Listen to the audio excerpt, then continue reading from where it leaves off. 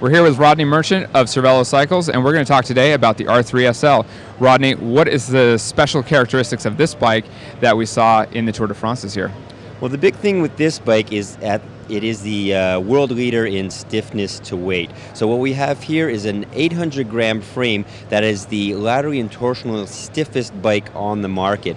And with the minimalist seat stays also, it adds a lot of compliance so you get a comfortable ride. So what our engineers were able to do with this bike is use the shapes, as you see here, the Squoval on this bike that gives it great lateral and torsional stiffness, but at the same time with the carbon layup that they use, be able to drop the weight to 800 grams, and with the minimalist seat stays that we use, be able to put a lot of compliance in there. So they've taken three elements that are sometimes mutually exclusive and been able to roll them all into one bike. So this is the bike that transfers your power to the wheels as efficiently as possible because of the stiffness, and yet it doesn't beat you up because you've got these seat stays that give you a lot of compliance. The R3SL is obviously the model that was ridden to victory in the Tour de France by Carlos Sastre, but it also comes in the RS version, which is still a sub 1100 gram frame set, but gives you a 2 centimeter taller head tube and a centimeter longer chainstay with bowed seat stays to add a little bit more compliance and a little more upright position for the person that wants all the performance of the R3SL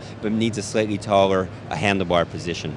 So it sounds like if you had to pick one bike, the R3SL really delivers on all fronts. The R3SL fires on all cylinders. So for the person who's a real road bike purist and wants the best that you can get out of stiffness to weight and yet maintain that comfort, you can't go better than the R3SL. Or if you want the slightly higher position, the taller stack height, the RS. And the bike for 2009, from the version that Carlos Sastre rode, any significant changes, or are we looking at really the same bike? Exactly the same bike that the consumer can get on is the bike that Carlos won the Tour. And I bet you'll get some sales out of that. It certainly hasn't hurt the company at all. Congratulations on a great win in the Tour this year, and we look forward to the Cervelo test team in the future. Well, thank you very much for giving us the time to talk about the bike.